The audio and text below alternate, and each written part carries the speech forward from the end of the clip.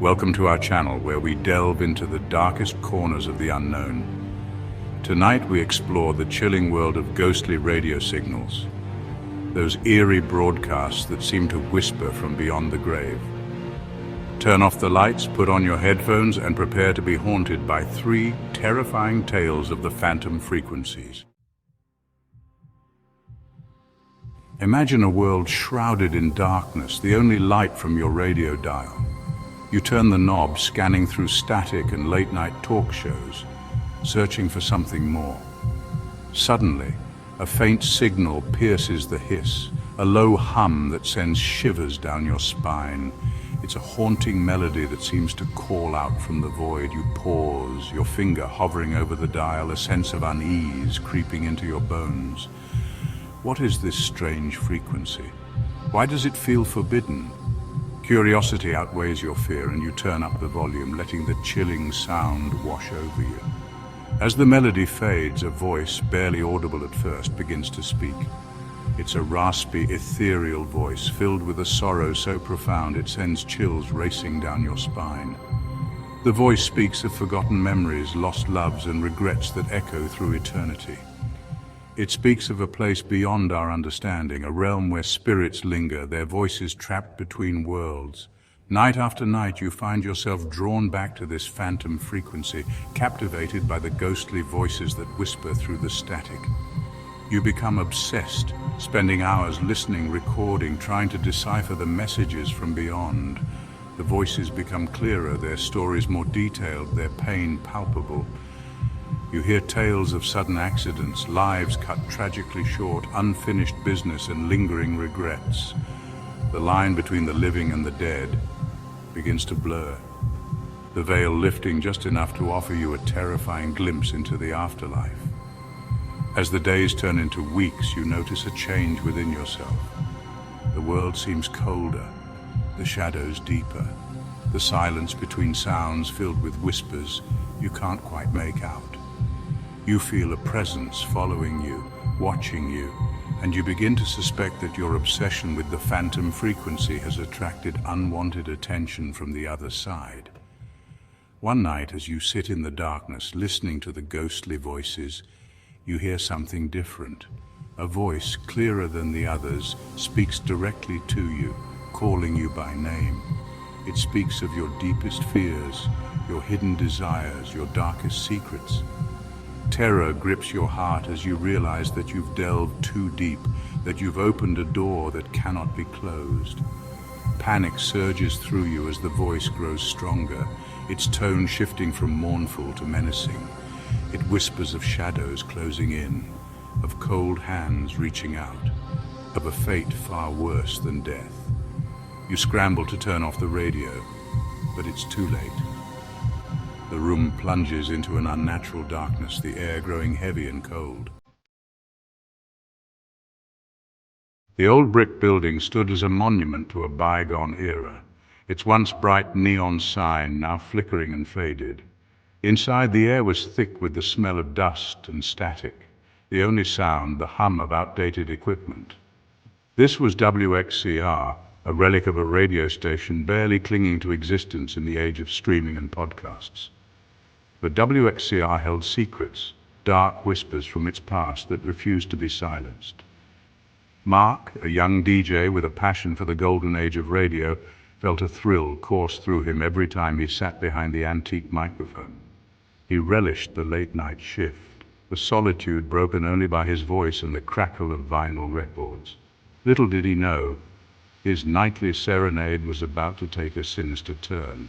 It began subtly, a faint clicking sound during his set, easily dismissed as old wiring or interference. Then came the calls. At first they were harmless enough, listeners calling in with requests or dedications, their voices tinged with the usual static of a late-night signal. But something about these calls felt different, a chill that ran deeper than the dead air of the studio. One night, a raspy voice broke through the static. "Play Moonlight Serenade," the voice requested, the words heavy with an unnerving echo. Mark, always eager to please his listeners, complied. As the song filled the airwaves, the voice returned, this time closer, clearer. "Thank you," it whispered. "I've been waiting a long time to hear that again." Mark felt a shiver run down his spine. The voice sounded eerily familiar, but he couldn't place it. He checked the caller ID log. It was blank. Unease gnawed at him as he continued his set, the incident lingering like a bad song you can't get out of your head. The strange occurrences escalated. More calls came in, each voice laced with an unnatural static, each request more obscure and unsettling. Mark began to recognize the voices, long-dead crooners and forgotten personalities from WXCR's glory days. They spoke of unfinished business, of messages undelivered, of a longing to connect with the world of the living once more. Driven by a mixture of fear and morbid curiosity, Mark delved into the station's archives, unearthing dusty boxes filled with old recordings, faded photographs and forgotten stories. He discovered a tragic tale. A fire years ago had swept through the station, claiming the lives of several DJs and staff members. Their voices, forever immortalized on reel-to-reel tapes, now seemed to be reaching out from beyond the grave. One night, as Mark prepared for his show, he stumbled upon a hidden room in the bowels of the station. Inside, he found a treasure trove of vintage equipment, including a massive cobweb-covered transmitter. As he ran his hand over its cold, metallic surface, he felt a surge of energy, a jolt that seemed to connect him to the very essence of the station. That night, as he sat behind the microphone, the air grew heavy, the temperature plummeting as a cold wind seemed to sweep through the studio. The old Victorian house stood on a windswept hill, its paint peeling, its windows like vacant eyes staring out at the world. It had stood there for over a century, a silent witness to generations of joy and sorrow. To the Harper family, it was a fresh start, a chance to escape the city's clamor and build a new life within its creaking walls. They soon discovered that some houses hold on to their secrets, their pasts echoing through the years in the most unsettling ways. From the moment they moved in, there was an odd hum in the air, a subtle vibration that seemed to emanate from the very foundation of the house. At night, floorboards creaked under unseen footsteps, and whispers seemed to emanate from the empty rooms. But it was the old radio in the attic that truly unraveled the house's dark history. Sarah, the youngest of the Harpers, stumbled upon the radio tucked away in a dusty corner of the attic. It was an antique, its wooden casing ornately carved, its dial glowing with an eerie luminescence. Intrigued, she plugged it in, the vacuum tubes flickering to life with a soft hum. As she turned the dial, she was met not with the usual static, but with a clear, resonant voice. The voice spoke of grand parties held within the house's walls, of laughter and music echoing through the halls. Sarah was captivated, transported back to a bygone era. But as the days turned into nights, the broadcast took a darker turn. The voice on the radio, once jovial, became laced with desperation. It spoke of a family torn apart by greed, of a betrayal that shattered the illusion of their perfect life. Sarah listened, her blood running cold as the voice recounted a tale of a hidden fortune, a jealous lover, and a murder that stained the house's history with blood. She tried to dismiss it as an elaborate radio drama, but the details were too specific, too closely tied to the house itself.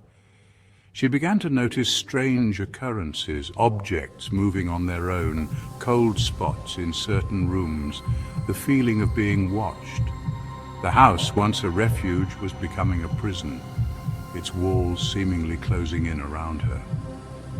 One night, Sarah's parents, finally convinced that something was amiss, decided to investigate. Armed with flashlights, they followed the chilling broadcast to the source, a hidden room behind the fireplace in the attic. Inside, they found more than they could have ever imagined. The room was frozen in time, furnished as a study with a desk covered in old documents and a gramophone playing a haunting melody. But it was the man slumped over the desk that sent shivers down their spines. He was impeccably dressed, his features frozen in a mask of terror, a single gunshot wound marring his temple. As they approached the body, the gramophone fell silent, and the old radio in the corner crackled to life. The voice, now filled with a chilling rage, spoke directly to them, revealing the truth of what transpired all those years ago. Thank you for joining us on this journey into the unknown, where the airwaves crackle with more than just static. We've explored the chilling tales of those who dared to tune into the ghostly frequencies, only to find themselves haunted by the voices from beyond. Remember, the next time you find yourself alone at night, listening to the radio, be careful what you listen for. You never know what might be lurking on the other side of the dial, waiting for a chance to make contact. Until next time, keep your radios tuned to the right frequency and sleep with one ear open.